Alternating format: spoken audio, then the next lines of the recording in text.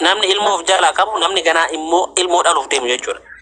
Namni gaaf niitii fuudhu jechuudha masanaa nyamiti itti taphatuu fi miti shallee yaada lammaa qabamu ilmoo dhaluufi. Akkamitti namni waan hin taane dubbata sooshaal miidiyaa gubbaratti ba'e namni ilma qabu jechuudha. Isarraa eegama haati isaa mootu maal isaan jetti. Akkam guddate mucaan kun akkam guddate akkanaasaa gizee namni akkam guddattan namaan jedhu san inni yoo akkam guddate. Inni guddin akkamii guddate guddin akkamiitiin akkana haasaya. Gaafa ijoollee akkana guddattan jedhee haadha namaa waan inni jedhu san dubbatu hin danda'u nama. Dhiira miti inni jechuudhaan tarataa ofirraa gadi rarraasee deemaa jira. Akkamitti osoo ijoollee dubartiitu arrabsite deebi'eetiin ijoollee dubartiitiif kutaa Arsii guutuu walitti qabee arrabsa. Dhugaa keetti kutaa 11 raaree jechuudha. 11 yoo fuudhu barbaade. Moota ifaraan beekti amaarri beekta brothers. Seete laafoo moota ifaraan. Dubartii 11 itti fuuna yoo fuudhu barbaade jechuudha nuti akka Arsiitti jechuudha. Yoo fuudha ka barbaadu taate itti fuuna. Arsii keessatti hin jira akka musliimaatittis hin jira akka amantaa keenyattis jechuudha. Abbaan barbaade ka barbaade gallakkisee waan ta'iniif tabiraa fuudhuu mirga qaba. Garuu jechuudha waan isarraa eegamu miti. Isaa fi fakkaattota isallee jechuudha. Kana bichaa miti. Goddanyoota isaa dhugaa keetii si jaalannaa bareeda gootee koomentiin as jalatti barraa'u jechuudha. Keessattuu kan nama gubu jechuudha ijoollee kutaa biraa. Warra achi jala taa'aniitiin acabacabaniif jechuudha. Akkas goote akkana goote. Warri dulloota fuudhe jechuudha. Dulloota namni shintibeetii itti dhiqatee irraa geeffate fuudhe hundi. Namni adaba qabu adabumaan ta'a ture. Adabumaan ta'a ture. Warri dulloota fuudhan warri shintibeetii namaa tirraafii namaa fuudhan achi jala taa'anii dhugaa keetii akkasii maali? Garuu amma silaa osoo ebalu jennee dubbadhee deebi'ee nama san arrabse fakkaatan nama akkasiitti miti nuti dammoo jechuudha. Safuu qabna akka Arsiititti. Akka Arsiititti safuu qabnaaf malee ani reedii silaarra jechuudha. Anaaf isa walitti gadi ba'a. Garuu maal jedhan beektaa ganni saree walitti duute saree lamaa walitti duute ijoolleen saree tokko ariite tokko chii jetteen. Mucaa warra saree sanillee dhufe mucaa san dha'e achirraa dubartii walitti dhufte ama reediin jechuudha. Yoo sababuma dubartiitu akkatti Arsii arrabsu ta'e kaseet bamenim aytanaannasim dubartii sanuun ga'u. Qabxii afurii wanni sitti himu jechuudha. Dubartii san hin ga'u. Parsantii 100 keessaa 100. Inni daa'imman saree walitti chii jette sababa sareetiif oloolte san hin ga'u. Dubartii kaameeraa ofirratti qabsiiseetiin jechuudha. Danaan misti daagabbaa soodammoo jechuudha. Nama akka waan gaarii fuudhee kaameeraa ofirratti qabsiiseetiin Arsii arrabsa. Arsii waan isaan beeku namni si jammar dammoo tokko waan tokko waan dubbatu barbaadu jechuudha. Namni gaafa kutaa ofii gosa ofii arrabse diqaaraadho. Abbaan barbaadan na jibba abbaan barbaadan na jaaladha. Namni gosa ofii jechuudha naa keessatti godhe. Namni gosa haadha ofii dhiise gosa abbaa ofii dhiise Arsima keessattuu jechuudha. Gosa abbaa ofii dhiise gosa haadhaa jaalatu. Ijoolleen Arsee hin beektan diqaaraadho namni sun jechuudha. Sinigalee wanni isin beekuu qabdan. In aarina isinitti hin dhagamini bimaanim diqaalaa bisa deebiin uummata akka nuti fakkaatu. Warri Arsii dammoo tu kana bareechitanii beektan namni biraa beekullee baatu. Sirriitti jechuudha dhibmaan dhibbatti wanni isin beekuu qabdan. Uummata akka isinitti hin dhagamin garuu jechuudha. Reediin hin argata hojii isaa akkamitti argata yaabdaal gara akkanumatti itti fufa jechuudha. Mee ijoolleen arrabsuu adiiftu warri duraan arrabsan har'a inni sodaachisee arrabsuu adiisanii mee waan dhufu laallaa. Miidiyaarra ol bahee afaan banuuf jecha haati teenna nu arrabamne haati teenna afaan jirtu. Hundumti keenya wali qabamne haati gootaa, haati sheekaa, haati qeesii yoo akkasitti ilma isaatiin arrabamtu kaanyiidha. Kun ammoo waan tokko hubachuudha qabdani. Dhugaawwatu dubbatu jira. Isallee wanti akka baasee bucaa qaran dubbanne bucaa guyyaa takka badaa dubbatee meel gadi baasee uummata kanaaf ija isa buusaa jiru maali? Dhugaa mucayyoo haadha daa'imaa santu bahu jira. Tuttuqamaa jira boora'u malee calalu jettee Arsii waan akkanaa kana. Wanni bobbora'ee ka'ee tuttuqamaa jiruu fi dhugaa isitti bahuuf deemaara. Kanaaf mucaan kun gadi ba'ee dhiifama gaafachuudha yookaan ammoo dhugaa dubbachuuf gaafa inni dhibamee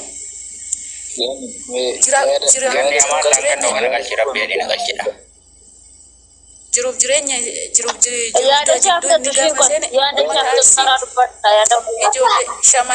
shamarran Arsii kaadha inni ajaa nuun jiru kanatu ilaalal kan qabne walirraa liqeeffannee mucaa kana lubbuu isaa baraaruuf rabbii wajjin halkan guyyaa warri hirriba malee bule qofaan ijoollee Arsiiti kaadhannee rabsaa rugati bahee jechuudha. arraba baalageetiin. Kanaaf waan akkana kana dubartii duwwaa osoo hin taane ijoolleen dhiiraallee waan akkana kanarra yoo hojjenne hunduma keessan boru takkaa keessanii adda dubartii arrabsee boru dhiiratti darba. Jal'isuun gaariidhaa miti. Waan kanarraa dubbatamu asumarra iyyinee kaanee akka mana keenya gallee jal'isneetuma arrabne. Boru kan biraatti nu arrabsa waan ta'eef. Kanaaf asirra baanee lallabuu osoo hin taane namoota gurguddaa keessaan dubbisaa dhagaati. Na dhaggeeffadhaa ijoolleen teenya arsii dhaggeeffadhaa dhaamsa isinii qabu waan akka obboleettii teessaniitti bakka isin hin fakkaannetti hin deemina. Haadha keessan hin arrabsina. Qe'ee kabajamaa qe'ee hodhaqxe aannan sii kennu san qe'ee hodhaqxe damma sii muru san hin arrabsiisina. Bakka salphinaa dhaqxanii hin arrabsiisina qe'ee kabajamaa kana dhugaa rabbi. Reedinarraa hin beeka waa'ee saba kanaa hin beeka uummata keessaa dhalate kan uummanni arsii akkam akka ture. Nama sadiif nama afuriif uummata xinnaashamii miidiyaa kanarra ooltuuf uummata garraamii san hunda arrabsee jechuudha waliin qabee. Kanaaf yeroo kamiyyuu golli Oromoo hunduu kabajaan laattamuufi qaba. Gola Oromootiif kabajaan laattamuu qaba. Sini galee isin bakka isin hin fakkaane naqina kan uftee nu tuqxe immoo hin kokkoobna dhugaa. Yemiin feemasii yemiin minxisiyyee. Feemasimmaa isaanii fudhatanii allayyaattaa dhaqan. Nama tokkoof nama lamaaf jedhanii dhufanii nulleen wanna keessa hin jirre kan waa takka quba hin qabne walii qabanii ina jooftan. Maali abbee Oromoon hin dhiqata barakkam. Akka Oromootittu jechi ni dubbate sun jecha safu jecha qaanyi akka arsiitti isatu akkuma Oromootti waan inni dubbate sun hin jedhamu. Kun intala Oromoo takkaan akkas hin jedhamu. Haadha Oromoo garraamiidhaan akkas hin jedhamu. Maaliif akkas hin jedhama? Kana maaltu fideree keenya jennee mataa irratti baachuuf kana fide. Keenyaan hin jiru. Dhufee kan hin tuqe haadha Oromootti dhufee kan bu'e haadha Oromoo dhufee kan tuqe kokkobbamuu qaba lichiin itti himamuu qaba afaan ishee qabattee nurraa ta'uu qabdi. Reediin har'a hoosiin jedhamee borus asliin bahee nutti cabsa. Borus baheetiinis xuwwul godhee nu arrabsa. Shamarri arsii akkas shamarri arsii hin muratu shamarri arsii. Aboo baay'ee danuun dubbisinaa dhugaa. Warra sira jirtan baay'ee danuun dubbisinaa. Baay'eellee akka dubbannu nun taasisinaa. Namni kamiyyuu gola irraa dhalate hin jaallatu. Gola irraa dhalate kabajaa qabaaf. Kanaaf walaa kabaju ijoollee teenya. Kabajaa waliif alaala. Haadha teenyaaf kabajaa alaala. Anatu iyyuu haadha koo garraamii sana arrabsiisaa jira. Abbaa koo garraamii sana arrabsiisaa jiru. Aanuma xinnaashaa miti miidiyaa irra oolee kanaadha. Kanaaf walaa kabaju kabajaa hundumaafuu gaariidha waan ta'eef. Ayyee dubbadhaa. Maaliifin wanti miidiyaa kana an baay'ees tokko waan hedduu waan gaarii sin agartaa waan taa'e ni agarta. Kuni kan beeknu ganni kan Arsii miti kan Baalees miti kan Shawaa miti kan Wallaggaa miti kan gola Oromiyaa hundaati. Inna gama. Inna gama. Maal jechuu barbaadee dhufee yoo akka carraa namni mataan isaa hin hojjenne tokko silaas waan qabaniin gabaa ba'anii jedha Oromoon. Maaliif namni tokko foloorii baay'ifachuuf akkuma yoonii maanyaa arrabni isaa socho'uu waan danda'uuf ilkaan isaa 32 ifuu kan danda'uuf waan arge namni ta'e wayii folooriyoota yaada gaarii isaa ta'uu yaada gadii akka kanaatiin akka foloriin isaa baay'atee namni irratti waa wayii wacee waan ta'e dubbatu. Oromiyaa gargar qoodanii warri waan meeqa haasa'an jaarraa meeqa dirasii guutanii jiranii waa'ee isaanii nuti har'a haasa'uu qabna. Warra sammuun isaanii jaanjee wajjin. Amma namni waa'ee Arsii, waa'ee Shawaa, waa'ee Baalee, waa'ee Jimmaa waan taane wayii dubbatu. Kuni Oromoo iyyuu miti. Habashaa yaada afaan bare ta'uu danda'a. Maaliidhaaf Abbaa gurra Oromoo miti sun Oromoo mahaa dhokko. Dadheeniif jedhanii uummata garraamii waliin qabanii arrabsan baalageewwan. Ganni maaliif jecha ati gaafa somebody wayii tokko kutaa biyya hambaa kanas haa ta'u kan biyya Itoophiyaa keessatti haa ta'u haadhi hiyyeessaa tokko yookiin immoo namni wayii rakkatee gadi baatee ilmaan kee buusaatti maaloo nama akkanaatti iddoo akkanaatti rakkatee nama akkanaa tokkotu gargaarsa barbaada jettee gaafa waan akka sanaa gadi baatee dubbattu dhala Oromoo tokkoof malee ganniin nama wayii yookiin immoo somebody irraa faayidaa xiqqoo argachuu barbaaddeetii miti. Yookiin immoo folooyeroota wayii barbaaddee akka hin taane 100% we know also I know. Maal jechuu barbaadeeti namoota akkas akkasii kana wajjin baay'uma yaada kaasanii akka isaan foolooweroota baay'ifatan gochuun sirrumayyuu hin barbaachisu. Maalidhaa yaadi kun maybe tiktookii isaan irratti cufuu ga'es ta'a yookiin immoo of eeggannoo wayii qaqqabu ta'a ishii ittiin ofirraa kaasuufis ta'uu danda'a. Kanaaf ani baay'eedhuma yaada jara kanaa osoo fudhatanii ijoollee isaa kana dhiisanii ati nama cimtuudha nama dhuguma uummanni keenya baay'ee sitti gammaduudha. Hojii akkuma jalqabdetti waanuma uummata kana barsiisan waan gaarii sana itti fufu malee warra mataan isaanii jaanja'ee karaan taane wayii yaada wajjin yaada akkasii kaastee waa'ee warra isaa hin jedhini ati nama cimtuudha. Namoota kana akka hordofnis jechuu barbaadeeti warra asirra jirtanis naaf galchaa dhiifama. Galatu yaada keetiif galatu. Ayyoo warri hin dubbanne dubbadha caaltuun hin dubbanne caaltuun tala arsii hin dubbanne dubbadhaati nama biraatiif dabaree laadha. Ayi gaallaati gaalli sitti agaanu saree. Ayyee jirra dubbadhu. Mana rabsina maaliif jimmaa miti amma kawan arrabsees kanuma waa jedhes kennuma reediidha ijoollee arsiiti. Kanumaaf jecha ijoollee arsiillee ijoollee jimmaan tuqna ijoolleen jimmallee kan dhalaa tokkoo talatee san takkaaf jecha haadhatee namana arrabsaatan haadhatee arrabsaa jirtan of qoladha. Dirqama garuu namni akkuma shamarri takka arsii keessa gaariin jirtu jimmaa keessallee gaariin jirtu. Kutaa kamuu badaa ni qaba wallaahi dhiirallee ta'ee shamaras haa ta'u kutammaan kamuu namni nama badaa dhabin jiru nama baalageellee ni qabna gaaris ni qabna bakkuma hunda jira itti kun. Fakkeenya haadha yoo jecha badii reediin dalage tokkoof jechu qofaat nama kaleessallee haadha biroo sana reediin jaalatee ofitti fuudhe malee takka dhalaa dhiira arsiitiin mari'atee fuune shamarra arsiitiinis mari'atee fuune wal jaalatanii akkuma namni kamuu wal jaalatee wal fuudhe. Yoo wal gadhiiseesi wal jaalalaa yookiin jibbaan jara lama akkuma wal gadhiise malee reedii inshaalati waan shamarra arsii guutuu fuudhee yookiin ajaa shamarra arsii takka yoo ta'e hoomuu sanuu yoo danda'ameef nama lama yookiin nama takka arguu danda'a. Shamarra arsii guutuu ajaa nama lama jara arguu garuu inni kan jedhe shamarra arsii guutuu arrabse. Ammeen fiigeessi irratti xiyyeeffamuu qabu arrabuma reediin shamarra arsii ni ayyoofi ajaa jaraatiif itti dhiyaachuu dhabnee fuudhaarra dhalaa biraa jala deema jechuu kana xiyyeeffachuudha malee dhimma reediinillee maaf haadha biroo gadhiise reediinillee haadha biroo irra maaf fuudhe mirga isaati isa fedhe haa fuudhuu dantaa isaati garuu ka isii irratti xiyyeeffatuu qabde ijoolleen seennallee jecha reediin jedhe deebile ijoolleen jimmaallee jechuudha wallaahi guyyaa har'a waan jarra dubbataa oolte ijoollee dhiiraa jechuu nama dhiira nama islaamaa kana dubbatuuf irraan bareeda. Waan kana dubbachuuf isarraa hin tolle waa baay'ee dubbataa oolan. Garuu wallaala akkasiitiifillee jettanii ijoolleettiin wallaahi nama takkan arrabsi nama na banattanii. Reedii inshaallah yoo arrabsuu miti gaddeebitaa arrabsa. Dhugas yoo barbaaddan reedii qofa. Nama biraa jaartima isaa inni fuudhe sana akkasuma maaliif reediidha malee kun jaalatee fuudhe intala sanii dirqama ittiin gale maaliif hin jaalatee haa fuudhe. Namni ittiin dubbachuu irraa mirga qabda dhugaallee bakka itti argata eessa reedii bira malee kutaa jimmaa yookiin gosa jimmaa guutuu arrabsu reedii intalli tun jimmaa miti gosti tamuu balbala qabdee miti ni beektan na fakkaata.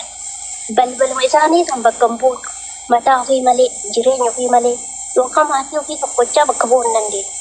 Sababa kanaaf jecha namni hundi gandaan wal fuudhee waggaa guutuu wal arrabsummaa barbaachisa.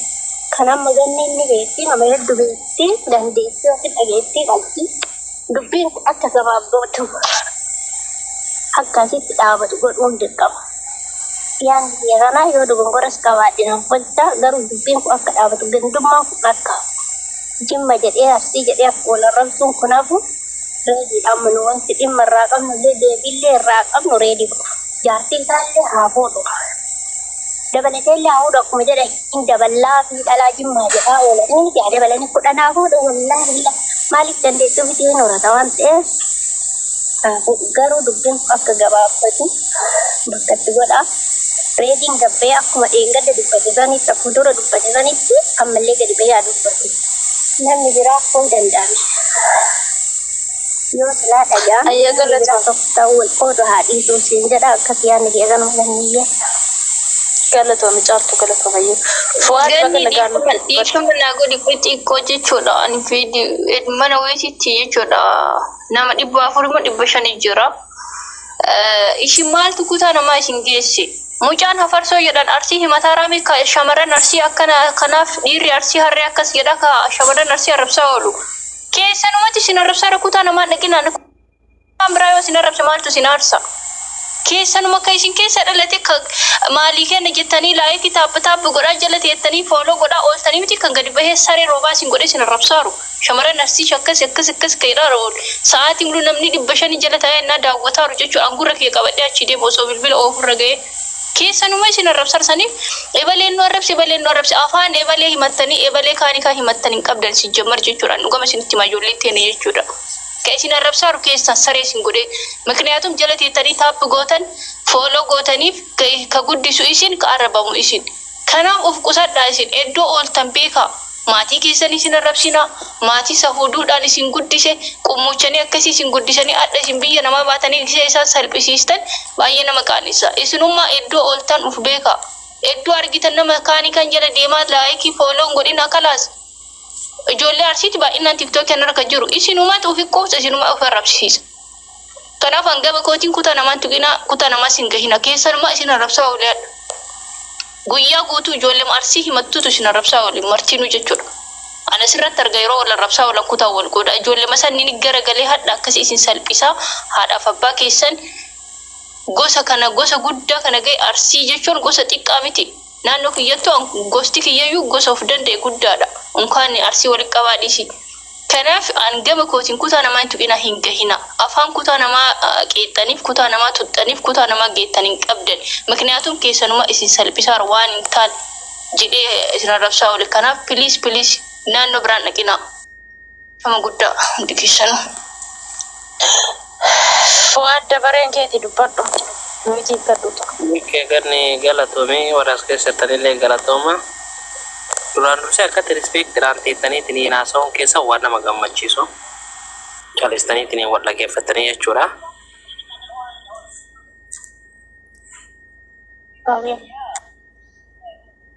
Itti aansee dammoo jechuudha. Kan amma gara dubbannu hin qabnu maaliifi wallaalaa kennan nu arrabse. Wallaalaan jenneetiin bira taruuf dubbii wallaalaan fakkaattu. Namni sila osoo haadha qabaatee haadha gaarii qabaatee haadha nama akkatti arrabsu. Osoo obboleettii gaarii qabaatee obboleettii nama akkatti arrabsu. Jecha karaa kun silaa gurbaa kanarraan eegamuu ture. Nama qubaan lakkaa'amuuf ijoollee qubaan lakkaa'amtuuf warra biloogii godhe warra beekuuf maqaa hagana ga'u kutaa hagana ga'u. Baay'ee jechuudha arsiin kabajaan beekamti hundi keessanuu beektan. Dhalaan arsii dubartiin arsii kabajaan beekamti. Haadha siinqee jedhaniin dubartii arsiiti ta siinqee qabattee baatu. Okay. Garuu warra wallaalaan nu keessaa bahe sababa biiratiif jechuudha. Osoo waan gaarii illee ta'e jechuudha. Sababa torba heerumteef maqaa hagana ga'u nurra kaa'e. Kana godhe mootuyyuu warra jala deemtanii rispeektii gootaniif jechuudha. Kabajaa gootaniif wajjin acabacaabii taatan. Kanatuyyuu kana hundaan nu ga'e. Har'a reediin arsii arrabsee farabni irraa dhaabataa jiru. Manni hundi reedii arrabsaa jira qabbarateen jechuudha. Hundi isaa jechuudha gadi ba'ee arrabsaa jira. Hin beeka dammootu jechuudha innis akka arrabsan. Beekaa akka nu arrabsaniif akka arrabsamu reediin nama tokko jaarra nuti garuu jechuudha reediin nama hayyuu meeqa walitti qabee cafallaqee arrabse. Even maatii isaa arrabse reediin irra. Haadha isaatu arrabsee bar Fuwaad bar. Shamarree arsii jedhe bar ani ilaali amma Fuwaad ifama afaan irratti si qabe. Fuwaad afaan irratti si qabe daraa kenna of galchi. Ani haadha manaa reediitillee kan tanaatillee kan saniitillee nan dhibu waa'een nama dhuunfaa hoo danda'e mucaan kun kudhanillee haafuu mirga qaba guutuu. Garuu nama isa arrabsu kana bilookiin jira of jalaa gaggeessu Muyitiin jira of jalaa gaggeessu. Waa baay'eedhaan of jalaa gaggeessu. Even unkaan kabajan Oromootiif jettee miidhuma kana iyyuu cufattee deemuu ni dandeessi. Wanni asirraa isaanii kaffalamu tokko hin jiru. Jechiin ni dubbate dhugaa rabbii bakka nagalchillee jedhee ture bakka sanitti seeneetuma namuma hamma san baay'atu irratti gaafaman isa gaafadha.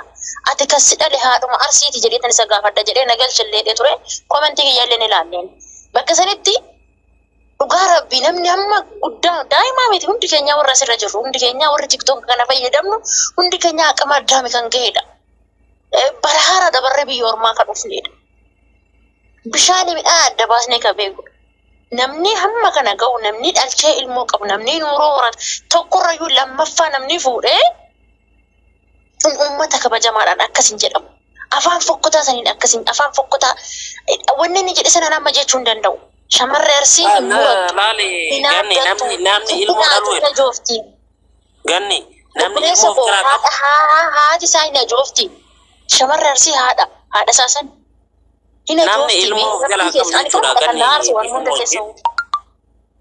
Namni ilmoo of jalaa qabu namni ganaa ilmoo dhaluuf deemu jechuudha.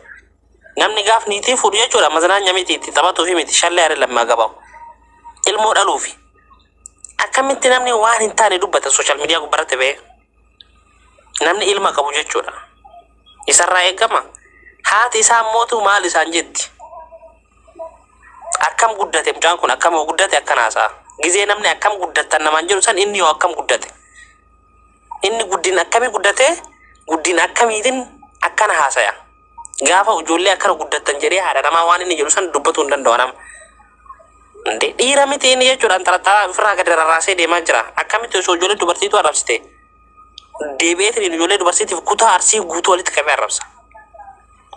Dhugaa keetti. Kutaa 11 rareen jechuudha. Kutaa 11 yoo fuudhu barbaade. Moota ifaraan beekti amarri beekta brothers.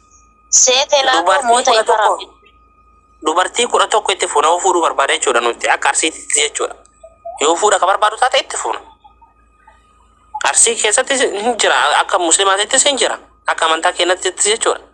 Abbaan barbaade ka barbaade gallakkisee waan ta'iniif tabiraa fuudhuu mirga qaba. Garuu jechuudha. Waan isarraa eegamu miti. Isaa fi fakkaattoota isallee jechuudha. Kana bichaa miti. Goddanyoota isaa dhugaa keetii si jaalannaa bareeda gootee koomentiin as jalatti barraa'u jechuudha.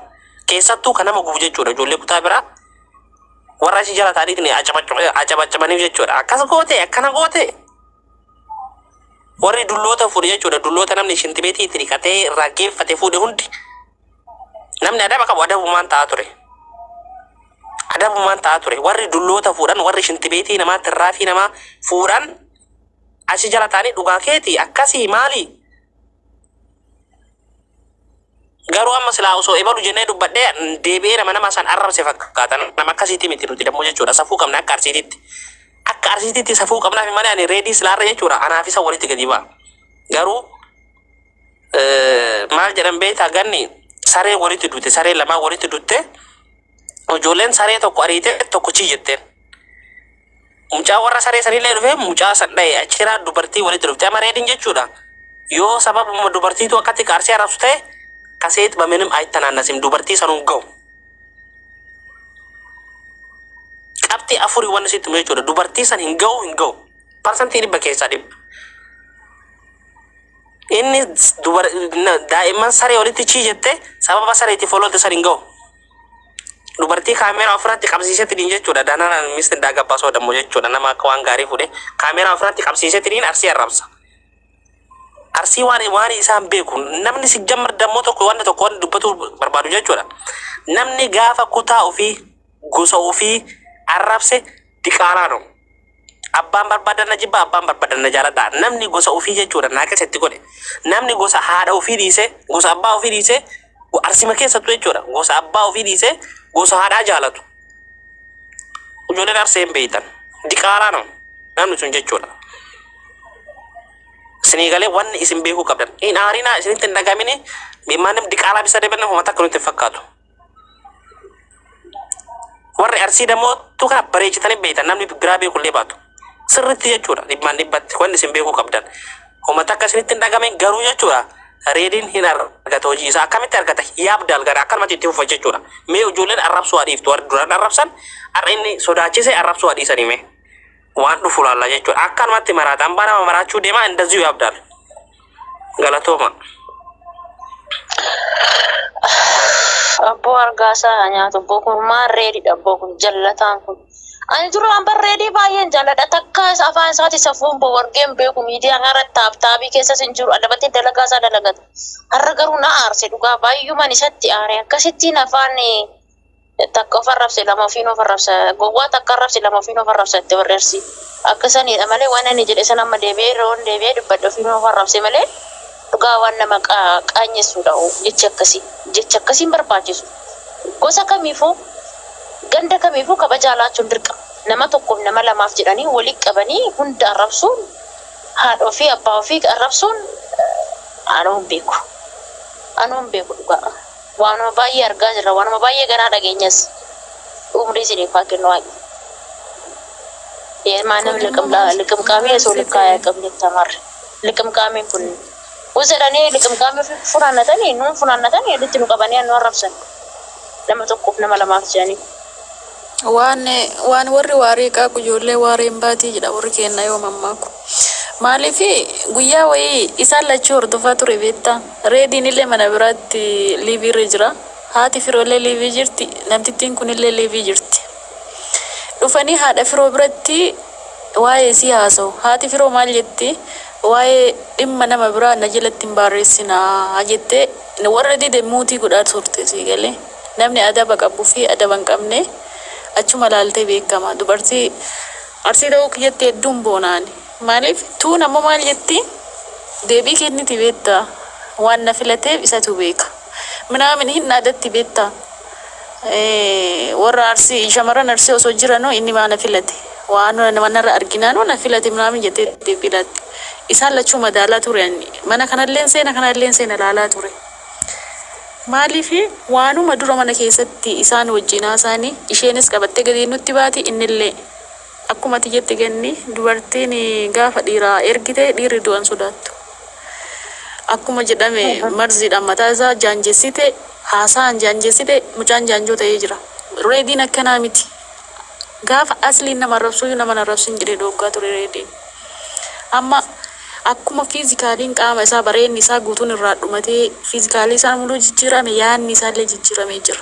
Fayyaayyuu dhabee jira. Osoo nama qabaatee kan qabanii mana yaalaa geessanii yaalanii mucaan. Ammoo sababa namtitti takkaatiif gadi bahee uummata bal'aa, uummata jaalalaa, uummata kabajamaa kana arrabsuu jechuun ofii arrabame malee ganaa maraata akkuma Fuwaadii jedhe. Ganaa maraachuu ta'a. Amma ammoo asirratti haasofne dhiisuun nuun barbaachisu. Adabatti gochuudha yoo dandeenye karaa dandame hundaan qabsootti fufuudha. Ganni nurraan jal'isiin maaliif nurra dhageettii qabdaa namatti si hordofa waan taateefu nama gurguddaa nu dubbisee dhiifama gaafata taanaan gaafachuu san ta'uu baanaa ittuma fufarramni itti fufuu qaba haga inni maraatee qullaa fiigutti wanni taa'amuuf tokkollee hin jiru. Akkuma xiyyeettee boru deebi'ee asliin gabbee nu arrabsuu danda'a itti aanee tolchaan nu arrabsuu danda'a ijoolleen keenya nu arrabsaa barra. Novi bata tapi tadi fama kuda itu. Ijoolluma